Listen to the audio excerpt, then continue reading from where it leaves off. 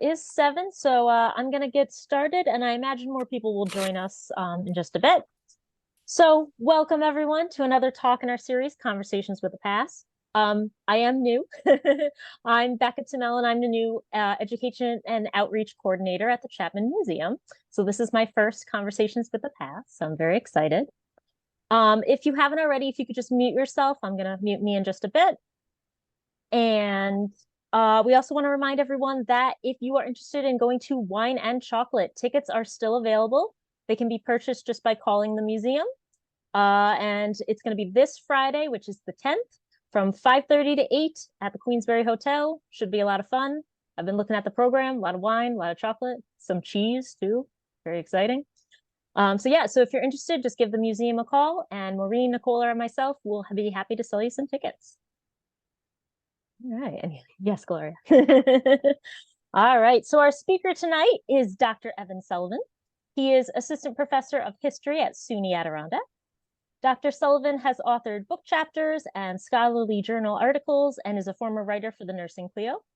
And we're also lucky to have him as a trustee for the Chapman Museum. Thank you very much. So now I'm going to turn it over to Evan and his talk, America's Living Unknown Soldiers, Amnesia, and Veteran Imposters After the Great War.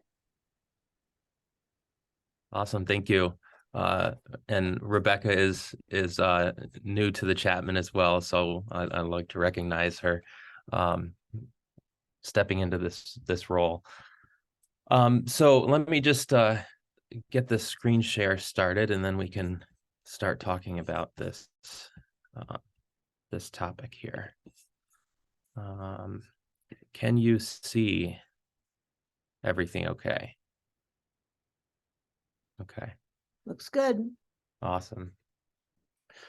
So just a few introductory notes. This was first published as a research article in the International Journal of First World War Studies in 2021. Later on, it was awarded honorable mention in the Disability History Association's Article Award. So I'd like to give them a shout out as well. In a way, this article tells a really specific story, a story about two men who pretended to be wounded World War I veterans with amnesia, men who couldn't remember their identity. And they did this for publicity, possibly even for a government pension. But the story is also in some ways universal to the war experience. It's a deep exploration of intense grief as a result of wartime loss. It explores what grief can lead individuals to do or to believe, whether in the context of remembering POWs or people missing in action or anything of the like. So this topic came from my dissertation research at the U.S. National Archives in College Park, Maryland. And I was looking through the records of the Surgeon General there and came across a desperate letter from a Mrs. C.D. Ross. And her son was reported missing in action on the Western Front, which was sort of a common experience in World War I, as artillery sometimes completely disintegrated bodies, making it impossible to know where they were. And this woman was convinced that she saw a picture of her son, who was reported missing in action and then killed, in a U.S. Army magazine. It depicted another soldier with a different name. This soldier was recuperating at a hospital in Baltimore. And so Mrs. Ross wrote to the Surgeon General seeking information about the boy she saw in this magazine. She thought that he had lost, or it was thought by authorities that he had lost his memory. And the woman, the mother, argued that he couldn't tell who he was because of his amnesia, and that she needed to meet him to be able to make that connection again. Right. And this desperate plea really stuck with me. And so I started researching a little more. And I knew that this topic about amnesia and veterans had been explored by other historians in different contexts. So for one example, this historian Jean-Yves Lenoir's book, The Living Unknown Soldier. It tells the story of a French soldier named Anthelme Mangin, who had lost his memory. He was found wandering railroad tracks. French newspapers attracted bitter debate among would-be relatives, people who claimed the man as their own. This was really a sign of desperation, a way to try and deny the reality that their sons or husbands had in fact died in battle. So the letter from Mrs. Ross really led me to search newspaper records. I wanted to understand the prevalence of combat trauma induced amnesia, especially in the American context. I wanted to understand how families reacted to those kinds of situations. And that's where I found not just numerous examples of this in US newspapers, but also more sensational stories about two men in particular, Jerry Tarbot and Arthur Lopez-Frazier, which really, looking at these stories, shifted my own understandings about war, trauma, and American society. And so here tonight, I'm going to tell you their stories. So first, we begin with Jerry Tarbot. Jerry Tarbot first appeared in American newspapers in November of 1925. As one journalist explained, Tarbot joined the U.S. Marines to fight in the Great War, and his memory was, quote, blotted out when a great shell exploded near him, end quote. After the armistice, he had allegedly wandered all over the country until 1923, when he turned up in a California insane asylum. It took only months for American Gold Star mothers, women who lost their sons in the war, to convince themselves that Tarbot, a veteran with amnesia who could not remember his own identity, was actually their own son. Even after a congressional investigation concluded that Tarbot was not, in fact, a veteran, but merely posed as one for publicity and a pension, Tarbot did not disappear from the spotlight. Instead, he published a book where he maintained that his claim that he was a living unknown soldier, wronged by the government that had at once sent him into battle and had refused to recognize him when he came home. So my question was, why did Jerry Tarbot decide to take on the identity of someone who had lost their memory from a war wound? This was a conscious decision. And after all, he could have turned himself into a veteran with any number of different war-related wounds or diseases. But for lack of evidence, we don't really know his true motives. But Tarbot's decision to become a veteran with amnesia and Americans' responses to him and other imposters like him reveal more about post-war American society and its assumptions about disability than it does about Tarbot himself, as I'll demonstrate tonight. His physically unwounded body, the fact that he was white, and the fact that he seemed non-disabled in the eyes of American onlookers were just some of the reasons why Tarbot was so compelling then and is so worthy of scrutiny now. And this is a picture of Jerry Tarbot at the height of his post-war fame in December of 1926. Many of these articles proclaimed him as the living unknown soldier or the unknown living soldier. So Jerry Tarbot's story is emblematic. It's emblematic of broader social anxieties about veteran rehabilitation in the modern era. So progressive era reformers tried to redress the costly American Civil War pension system. This was a system fraught with waste and controversy. And when World War II comes around, reformers seek to, instead of rely on pensions, rely on physically rehabilitating as many disabled veterans as possible, while at the same time equipping them to be economically self-sufficient citizens through, for example, vocational training. So neuro-psychiatric wounds complicated post-war rehabilitation. Mental wounds akin to post-traumatic stress, but unique to the conditions of the trenches, were common. This was an industrial trench war. And around 70,000 of the roughly 200,000 disabled American veterans ended up being classified as neuro-psychiatric in terms of their casualties. And these kinds of conditions were difficult for medical practitioners to heal. First World War physicians had many different definitions for what they called shell shock. This was a condition that seemed to have a multiplicity of symptoms, things like nervousness, depression, gastrointestinal distress, nervous tics, but it also included amnesia. And this at least implied a link between an exploding shell and trauma. So soldiers with amnesia presented a particularly unique problem.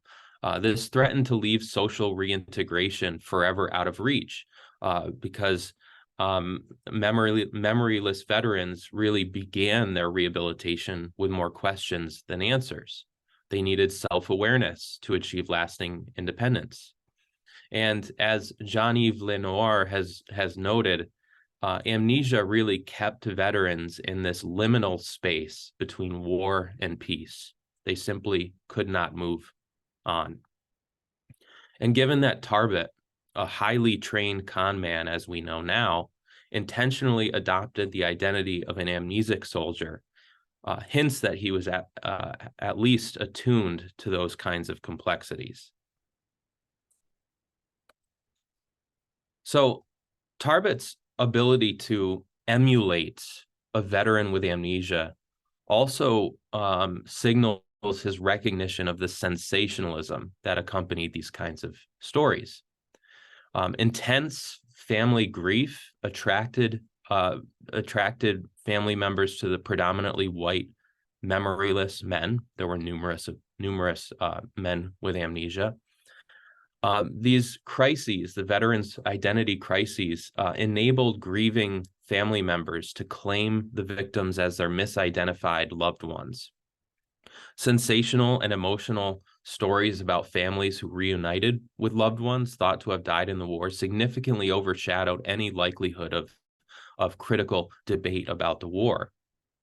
And so it's not really surprising that Jerry Tarbot and others made use of amnesia to gain notoriety. And Tarbot certainly had many examples to replicate when concocting this new identity. In France, as we've already mentioned, there was that well-publicized account of Anthelme Mangin, who had lost his memory and was really found wandering a railway station.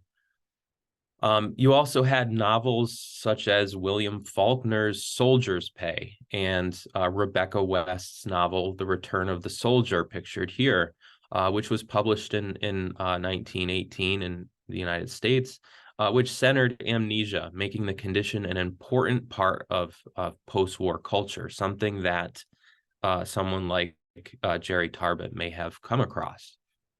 And so it's really at this connection between grief, disability, and war that we begin this story. But we have to first understand grief in order to understand how men like Tarbot were so attractive to American audiences. And so the extent to which individuals mourned after the Great War makes some things clear about how and why families went to such lengths to claim people like Jerry Tarbot as their loved ones. This despite having their loved ones been labeled by the federal government as either killed or missing. So grief and loss were searing after the Great War. This is where we see the proliferation of organizations such as the Gold Star Mothers, joining millions of women throughout the world who became actors in war remembrance. Many of these mothers had the closure of their sons' definitive deaths. They actually had the bodies of their sons to point to say, yes, my son actually did die in the war. Whereas hundreds of thousands of soldiers, by contrast, were either missing in action or simply couldn't be identified because the artillery explosions had literally disintegrated their bodies in an instant. And so it was in 1921, after all, when Americans interred an unidentified soldier at Arlington Cemetery, creating the Tomb of the Unknown Soldier in the United States. Shortly after, we see similar tombs being erected in places like Britain and France. And these tombs provided a place, a centralized location for families grieving missing loved ones to mourn, right? And this is an image from 1927 showing Gold Star mothers at the Tomb of the Unknown Soldier in Arlington Cemetery, right? So these traditions of mourning highlight the extent of grief. So families in denial waited pretty anxiously for signs that official death reports were wrong. Many families felt frustration, felt confusion of having sons listed at different points as missing or wounded or killed in action or again missing. And this made closure nearly impossible. And I found a really interesting primary source to help me sift through some of these issues. And this was the newspaper, the American Legion Weekly. This was a regularly published newspaper from the organization, the American Legion, which was formed right after World War I. And they published a column titled Missing Men, which featured names sent in from American families that tried to find loved ones lost in the war. The column, for my purposes, for a historian's purposes, serves as a pretty public display of familial grief and desperation. So, for example, conflicting news about James Burkett appeared in the Missing Men column. And his fate, the questions surrounding his fate caused his mother to be on the verge of a nervous breakdown. Authorities switched Private Frank Mitchell's status from killed to missing, and his mother did not know really what to believe. And then Private Hughes was reported wounded in October 1918 until a second letter arrived notifying his family that he had been indeed killed. So these conflicting reports really complicate grief and compounded trauma after the war. So it was in this context that stories about American veterans with amnesia prolonged the war for numerous families. Some examples of this were Edward Shepard, a veteran from Rochester, New York, who disappeared from his hospital. An unknown soldier with no identity tags really mystified U.S. Army doctors at a hospital in Dansville, New York. Another soldier was recuperating at a hospital in Georgia, where he couldn't remember the events before his wartime injury. And then public attention also turned to Private Harry Ross, who we began this talk with. Military authorities reported him missing in action. This is a picture of him in his local newspaper. The Iowa native was wounded in the Battle of Soissons and made his way to an American hospital for treatment of his mental wound. This wound caused him to lose his memory.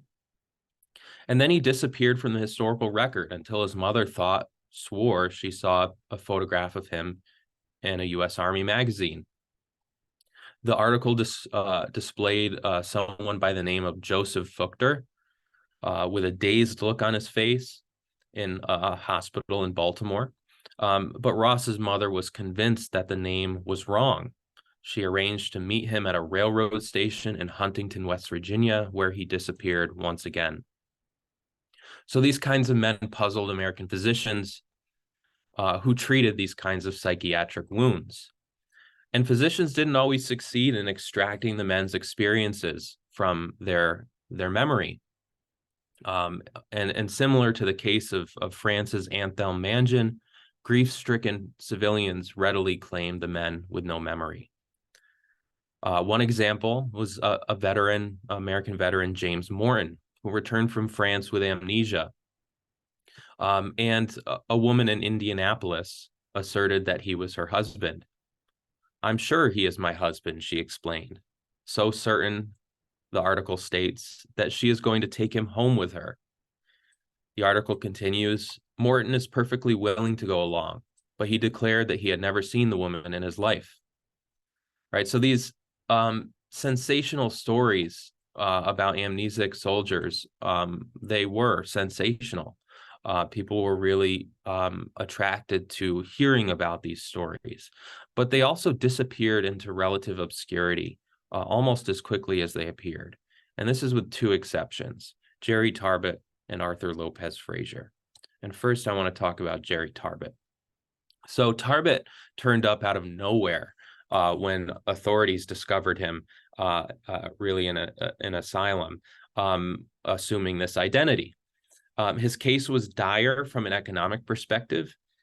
If Tarbot, one newspaper in Arizona reported, could identify himself and collect himself with a war service record somewhere, he would be several $1,000s richer and would not have to start his life all over again. What was at stake was not just his identity as an individual, but also his chance to fulfill the role of a self-supporting citizen, someone that embodied the successfully rehabilitated veteran.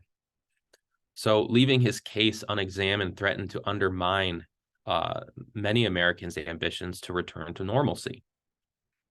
So moving on from the war also required that the state, the federal government, did right by disabled veterans. And so Jerry Tarbot's story attracted the attention of senior leaders in Congress. You had a U.S. congressman named Albert Carter from California, who actually introduced a bill in the House of Representatives trying to extend veterans benefits to Jerry Tarbot. So he had a compelling story at his side. He had a federal official on his side. So Tarbot didn't necessarily have to ask to have his image plastered on front pages of American newspapers. But his story gained an eager readership, even more so than stories of other veterans with amnesia, and arguably even more so than Anthelm Mangin. And one such newspaper article gives us an idea of the kinds of rhetoric used in service of his appeal. On Thanksgiving in 1926, for example, the Indianapolis Times displayed Tarbot's photograph directly above their lengthy article that sentimentally appealed to readers who learned that all alone he, quote, longs for mother on Thanksgiving Day, end quote. And so this emotional appeal meant to sort of tug at your heartstrings to try and help you, to get you to help him in some way. So he used sympathetic appeals to his own benefit when he traveled from city to town, meeting with veterans, hoping to find some information about his identity. The American Legion, for example, featured him at their 1926 National Convention, which took place in Philadelphia, where he compassionately yelled to his audience, "For God's sake, buddies, tell me who I am." Many veterans at the convention claimed that they recognized him from their service, but couldn't necessarily remember his name. Tarbot also traveled to New York City that October to meet with veterans of the Battle of Belleau Wood, which was a battle that Tarbot claimed to have fought in. With no luck in New York, the man went to Ohio, where citizens of Akron treated him like a returning hero. Tarbot's most noteworthy opportunities came when the New Britain Herald newspaper sponsored his trip to Connecticut, where he met with the mayor and several local veterans. The New Britain American Legion featured him in a public event to which anyone from the town was invited. Despite his insistence that he did not want publicity, Tarbot actively courted sensationalist journalism to sell the public on his fictionalized identity. So Jerry Tarbot's publicity engendered anticipation for readers who still grieved loved ones lost in the war. Tarbot, who doubtlessly understood the role grief played in shaping Americans' remembrance, stoked the flames of familial hope when he stated at one point, quote, "I'd know my mother if I ever saw her. I can't describe her, but I'd know her. I'd feel her presence if she were a mile away." And so women responded to his call. One California woman insisted he was her husband and even introduced him as Papa to her 4 children.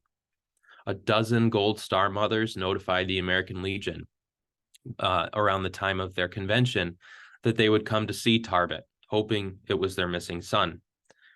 Mr. and Mrs. Crouch, who are depicted in this, or who are pictured in this newspaper article on your screen, saw Tarbot's image in the newspaper when he visited Ohio. They too were convinced he was their son who had gone missing during the war. The Crouch couple posed for this picture for their local newspaper and said, "Send this to the man in Akron. Maybe he'll recognize us."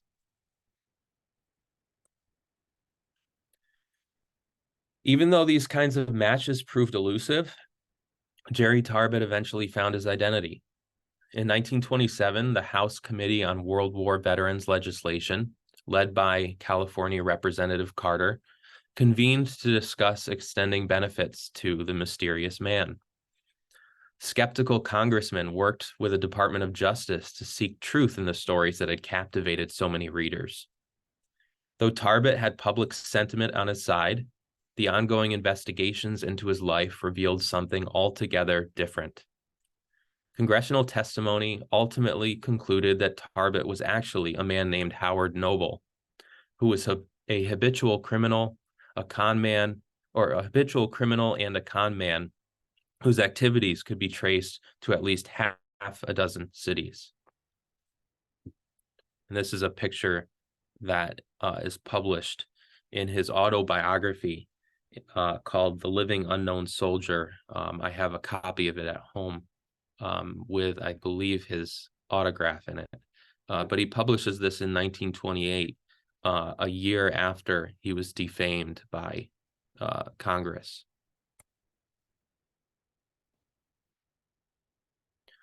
So Jerry Tarbot's story demonstrates that though there existed anxiety around these less obvious hidden wounds, because of the assumption that they were being faked, grief made people willing to accept Tarbot without much scrutiny, even though he was actually faking it.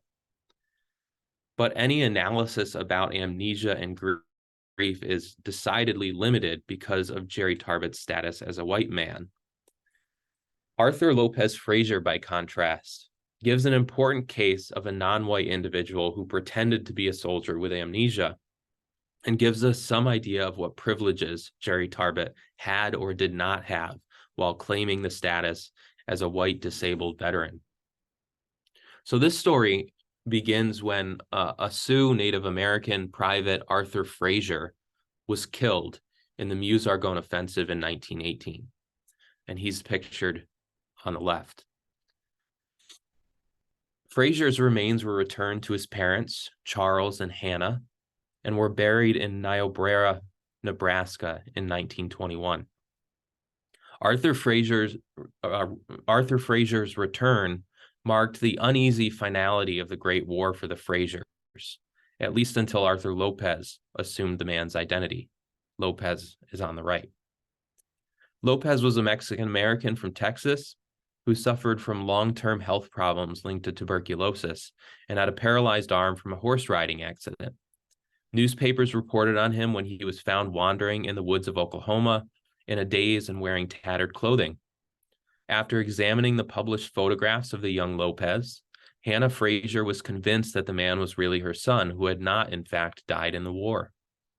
Arthur Lopez, who was in dire straits economically and physically, embraced the new identity when the Fraziers visited him in Oklahoma.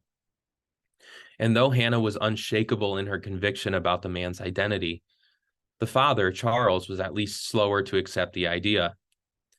But ultimately, they took Arthur Lopez home with them. Arthur Lopez home with them. They ultimately canceled their monthly death benefits paid to them from their son's life insurance, and they continued their life as before the war. And so Lopez built his new identity and convinced family and friends in his hometown that he was actually Arthur Frazier. He recognized local landmarks from his childhood, recognized friends from school, and even gained a positive reception from his old dog. This is an event that erased doubt for many people who weren't quite ready to accept. Lopez even captivated his audience with stories from the war about being treated in base hospitals in France, about what it was like to experience Armistice Day, about his encounters on hospital ships coming home. But everything after that, according to Lopez, was a blur caused by, quote, a peculiar form of amnesia or shell shock. Even in the face of diagnostic evidence. So even in the face of diagnostic evidence that proved Lopez was not, in fact, Arthur Frazier, Hannah and Charles remained pretty convinced of this fact. Veterans Bureau officials, for example, took Arthur Lopez's height and fingerprints, which did not actually match Arthur Frazier's. The American Legion compelled the state of Nebraska to exhume Arthur Frazier's body while the rest of the family watched. The comparative results between the exhumed body and Frazier's enlistment records ultimately helped them conclude that the body buried was actually Arthur Frazier's. It was the body matched. But Charles and Hannah were still determined. They were determined that Lopez was actually their son. And so they suggested that the Bureau give the young man an X-ray because Arthur Frazier had a broken rib. So if they took the X-ray and they saw that Arthur Lopez had a broken rib, it might make some conclusive evidence. But no such evidence existed. The only hopeful sign came when Frazier's friend from school pointed out that Arthur had his initials carved into his forearm. Lopez did not, but some kind of scar was visible on his paralyzed forearm, which was likely from the horse riding accident that caused his arm to be paralyzed in the first place. Lopez even convinced some former wartime comrades of his identity. He had signed affidavits from over 30 of his comrades sent to the Veterans Bureau.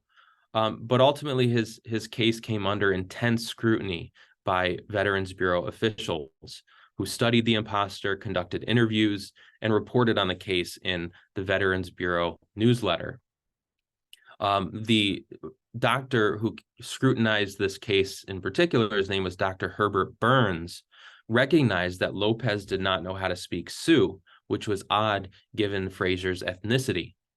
And testimony from two soldiers he had directly served with in France revealed that they had been in the same trench with Frazier when an artillery explosion had killed him. The two men said that they buried him temporarily before his remains were brought to Nebraska.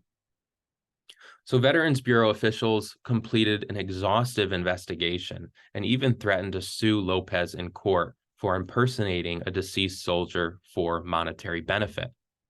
Before that happened, Lopez Frazier, as newspapers then called him, filed his own lawsuit against the U.S. government for not granting him the disability compensation he argued he deserved. This trial failed to conclude anything in particular. Instead, or in his favor, I should say. Instead, it concluded that he was not, in fact, Arthur Frazier. He was Arthur Lopez, and that he was a fraud, just like Jerry Tarbot. Ultimately, Charles and Hannah Frazier remained committed to their new son. Hannah argued that, after all, she knew her son better than 12 strange men on the jury did, referencing the trial. And despite her strong conviction about her son's misidentification, Hannah stated that she was proud to maintain the gravesite of the, quote, unknown soldier in Nebraska.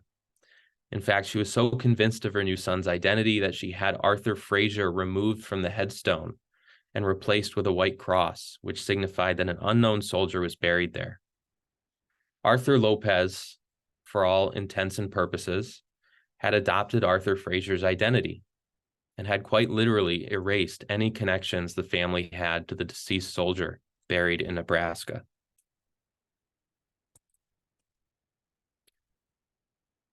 So, regardless of their real identities, I think Jerry Tarbot and Arthur Lopez-Frazier's stories were really profoundly shaped by a lot of American assumptions about disability, about veteran status, about gender, about race.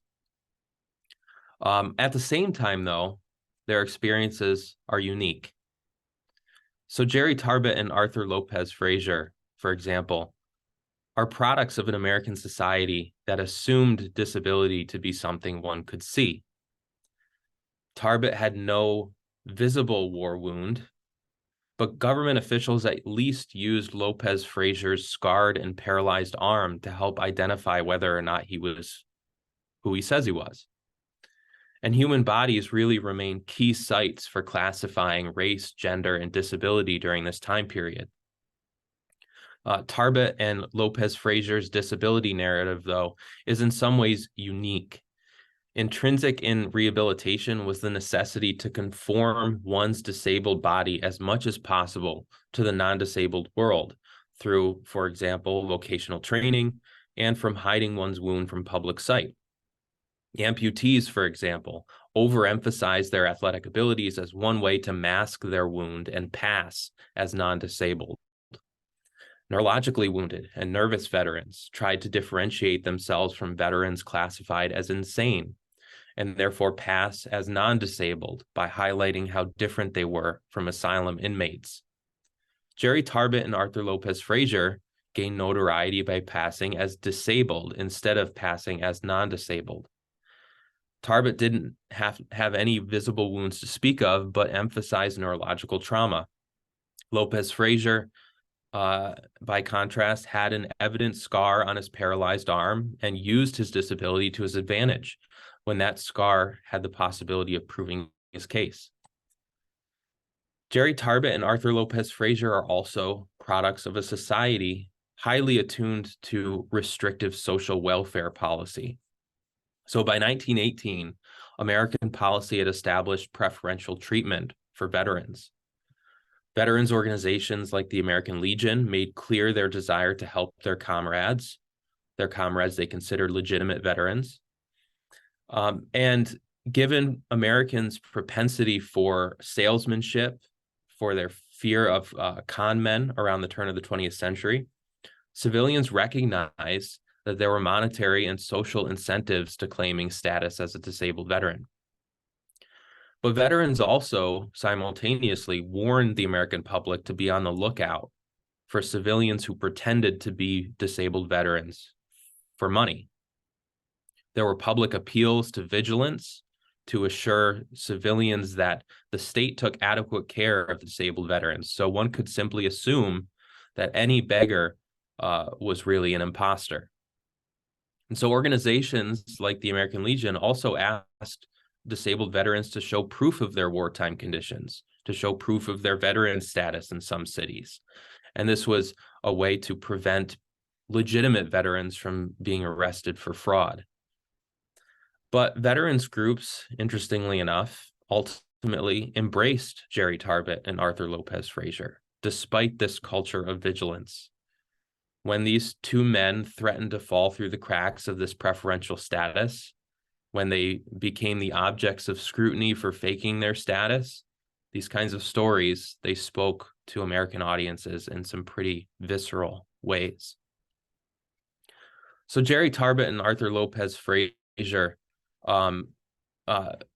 also existed within a rehabilitation culture that oftentimes privileged white veterans.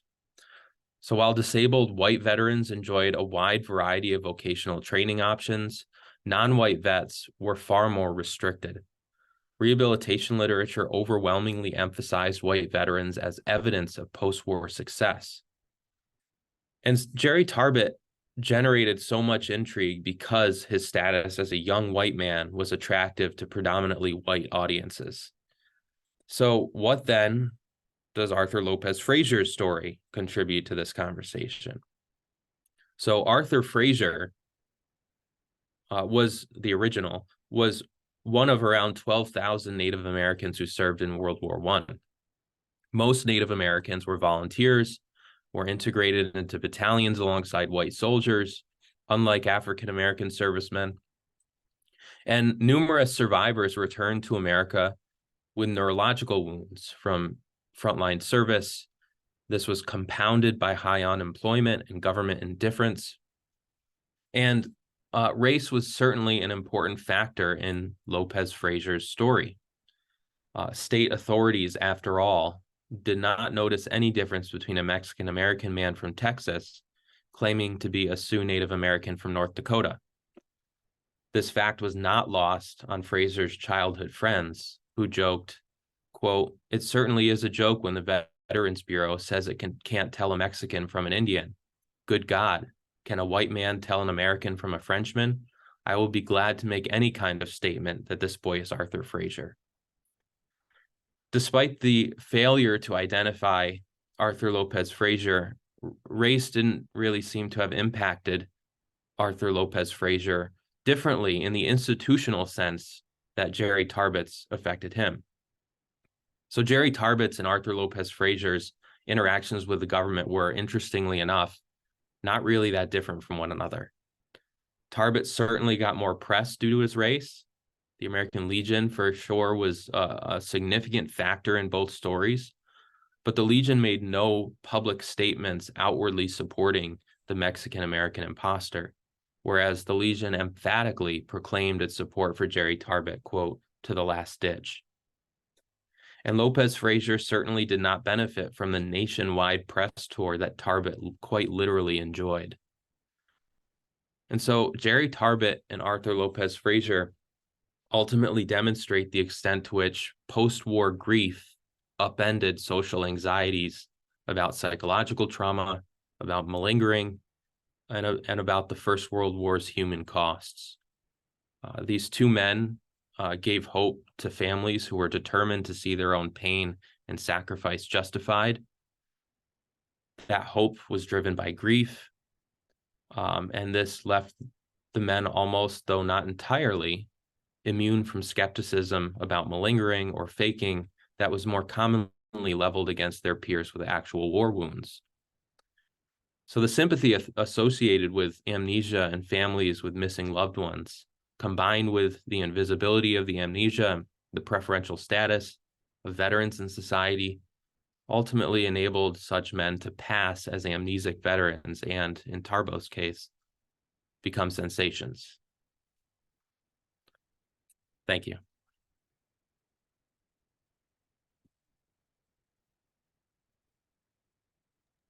Really fascinating stuff, Evan. I have a question, if I could. Yeah, go for it. I know a lot about forensics that are used from World War II forward, working with human remains and so on. But one thing that caught my attention that you mentioned was about fingerprinting, which was fairly new at the time of World War I. Were these done routinely upon induction? Were these part of the military's record keeping? I thought that was really fascinating. That I do not know. But as you say, it was sort of in its infancy. Yeah. So I would imagine that it could have been done on a more trial basis, but I'd have to look that up. Yeah, I was curious whether they, where were they getting the fingerprints and so Yeah. forth, whether it was part of his, military records. Yeah. So many of the records from World War One and part of World War II, but especially World War One, were lost in the big fire in St. Louis at the Record Center. Oh, So yeah. it's hard to get some of those early records. We picked up a lot of those records floating in our yard when I was a kid, when the fire happened in 72, and tried to, all these big sheets of, you could barely see it, but they were, big burned pieces of paper, but we collected them all over the neighborhood and turned them back in. So we had stuff from Civil War forward, Oh, wow. but I really don't remember. I don't think they were routinely doing fingerprints that early. Yeah, I don't think. Yeah. Like 1906, I think it was when it became first published and standardized. Yeah. If anybody else has questions, feel free to unmute yourself and ask them, or if you'd prefer, you can put them in the chat and I can read them aloud. So just as a follow-up to that, did this sort of thing continue in wars after World War I that you know of? Ooh, that's a good question. So I haven't come across anything in the American context for World War II, but that doesn't mean it didn't happen. I just haven't really searched for it, and I haven't found publications about it. But there is a really interesting book that my dissertation advisor suggested to me, and that I picked up, It's called Traumatic Defeat by Patrick Gallagher. And he looks at the myths that come about as a result of war and trauma. And he looks specifically at this idea of a secret camp myth, and looks at myths about POWs and MIAs in two contexts. One in the context of World War II German soldiers in supposedly in the traumatic myth that took shape supposedly in Soviet secret prisoner of war camps. This was a way to reassure families, or this was a myth that reassured families that their loved ones were actually still alive, and a similar myth related to the Vietnam War. But that might be an interesting book for you to check out. The Traumatic Defeat by Patrick Gallagher.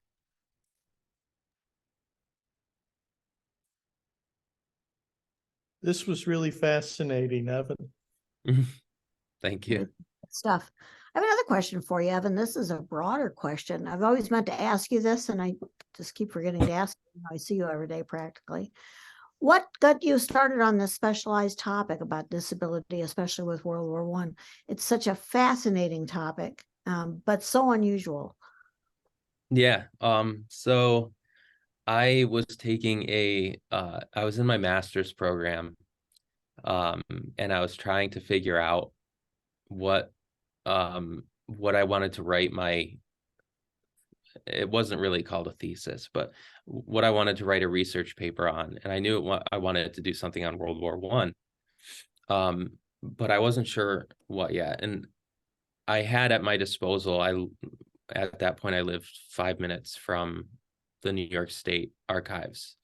And so at my disposal, the closest thing was the New York State Archives. So I decided, okay, I'll go there and poke around, and decided to look through the records of the New York State Education Commissioner during World War I. And I was sort of interested in some of the diaries that they had from students, but my advisor told me it might be interesting to read his diary, the Education Commissioner's diary. And so I read through it, and in one of the pages, tucked into a page of his diary, was a brochure, a leaflet for a blind rehabilitation, or a rehabilitation school for blind French veterans of World War I. And I hadn't read anything about disability history up until that point. And so that really piqued my interest. I was like interested about that specific topic. And I really was curious about the American context. So I first surveyed what was going on in France, and did some research at the Perkins School for the Blind in Massachusetts, and then circled around to what American soldiers were doing. And this sort of opened the floodgates to all sorts of literature on disability history.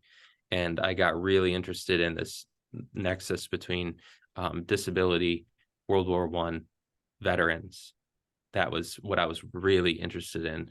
Conceptions about what it means to be an American citizen, and how certain categories have limited people in that throughout different conflicts. And ultimately that has led to my different publications and scholarly activities. But this specific project just sort of came by complete happenstance, just like my that diary page that I found. I wasn't even looking for anything related to amnesia. I wasn't looking for anything. How it works, isn't it? Yeah, right? it was How just something it just gets your interest. Yeah, just going through a stack of random letters to the Surgeon General's office from the 1918, 1919, and just happens that one of them was this letter, and it sent me on this rabbit chase. Very cool. Yeah. Do you, oh, sorry, Gloria. No, go ahead. Do you know if there have been any long-term impacts for like care of veterans post-war? If there have been anything that's changed about that system to combat imposters and to combat, like, you know, providing resources to people that didn't actually serve? So are you talking into the 21st century? Yeah, like, is there anything that came about from it that maybe still lingers, or even just came about from it at the time? I honestly don't know. And I tried finding if any records. So the National Archives in DC and College Park, Maryland, are where you go to research a lot of stuff related to World War I. And I spent most of my time in College Park, which is where the Surgeon General records are. And I reached out to the DC. I did go to the DC, but I reached out to the DC location to see, because their records are just exhaustive. There's so much there, and you really need to go in with a plan to know exactly what you're going to try and at least a general idea of where you need to look. And I asked them, I said, I came across this case of Jerry Tarbot. He pretended to be a veteran with amnesia. They brought it all the way to congressional investigations. Do the Veterans Bureau records have any mention of this kind of case? And they couldn't find anything in the records. But so some of what I went off of, it was congressional testimony in those congressional hearings, newspaper records, Jerry Tarbot's own book, letters. But to answer your question, I think if I were to be able to find some official administrative records about Jerry Tarbot's case in the Veterans Bureau, which was the precursor to the Veterans Administration, part of me feels like if I had a year, 2 years, 3 years to pour through the Veterans Bureau records from the 1920s, maybe I'd find some references. This is what happened in the case of Jerry Tarbot, and we made these changes. But I haven't been able to find that. But that'd be a really interesting question. Yeah, well, and I'm sure the frequency of it changed as, you know, your identification became, you know, confirmed on higher levels through the military, fingerprints and things like that. But technology. Yeah, it's just interesting. Thank you. Yeah. The records that they started keeping from the 50s on were really quite comprehensive, not just fingerprints, but they did measurements, how tall were they, hair samples, all kinds of things. And then those were used later for forensic identifications, which is part of the big program that's being done today on going back and identifying war dead from the Korean War and forward, you know, through Vietnam War, et cetera. Earlier, of course, there were so many burials that were on site, but from the Korean War, they wanted to bring back as many as possible and make these identifications. So now DNA, everything is taken, blood samples, and things are encoded in the, not only in their records, but in their dog tags even. Yeah. Just the comment, Evan, on Jerry Tarbot, you know, listening to what you described. I mean, he was very manipulative in creating this identity, and really took advantage of the circumstances, because I think, you know, in general from, I have never served in a war, but I hear many soldiers who have come back and they don't want to talk about their experiences, whether it was World War I, World War II, Vietnam. And so I'm mad that he was able to create this persona for so long at the expense of probably a lot of soldiers that were genuinely suffering from amnesia or that grief process. We struggle with death to begin with, and we kind of accept it when it's you die from a disease or it's an accident. But what he did was to kind of manipulate his circumstances and at the expense of innocent people. Yeah. It was reading the sources when I was first going through this project and trying to understand what was really going on, because there's a lot of moving parts and pieces. There are people pretending to be other people. It was part of the challenge was really trying to like get a handle on who was who when, and what the reality was of the situation. And he really did know how to play his audience. I came across one reference that I didn't end up including in the article or the talk, that when he was in the congressional hearing, one of his multiple wives was testifying against him, and one of the court reporters described him as sort of grinning and snickering as she was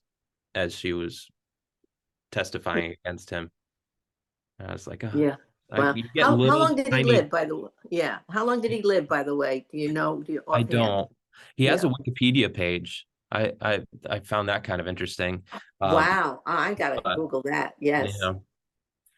Yeah. So. Yeah. No. It felt like a really bold thing for him to do, to write a book about this and write a book about this being his life. That when you said that, I was like, what a brazen thing for him to do. Absolutely. Yeah. I know. Yeah. He actually wrote 2 books. So one book I was able to find a copy of online somewhere. And it's a more official book that went through, I think, maybe one printing. I don't know exactly what happened with it, but I would imagine this came out like within months of his congressional hearing. I would imagine that the publisher, because it was published by someone, I would imagine that the publisher probably didn't want to keep publishing it after all of this came out. And after that, and I think this is probably why that's the case, after that, a few years after his book was actually published, he self-published his own book called Jerry Tarbot's Book. Yeah. And in it repeats some of the claims from his first book, but it was self-published and he was selling it for money on the street. And so I think maybe that was part of his downward spiral, where he was defamed and trying to still hold on to this identity. Brazen's a good word for it, Maureen. Definitely. Yeah. Wow. Any other questions? All right. Well, thank you, Evan. We really appreciate it. Fascinating. I didn't always very, very cool stuff that you do. Thank you so much for coming out to listen. And Alexander sending the clapping emoji. Love it. Yeah, thank you, Evan, and everybody at the Chapman. Yes. Our next one is in December. Maureen, our own Maureen, is going to be giving a speech or a presentation. So make sure you check the website and Facebook for that. The link will, well, actually, that one will be in person. So make sure you register if you're interested. Yay. Good. Yeah. What's your topic, Maureen? It's going to be about Seneca Ray Stoddard. So it's going to talk about the exhibit that we have up right now. Wonderful. Yeah. Oh, good. Oh, that'll be a good one. Good, great. No, you guys are the best. Doing a great job. It's a great program. Conversations with the Past. Love them all. Very good. All right. So with that, have a great night, guys. Thank you for turning out, and make sure you Good come night. back for December. Thanks again.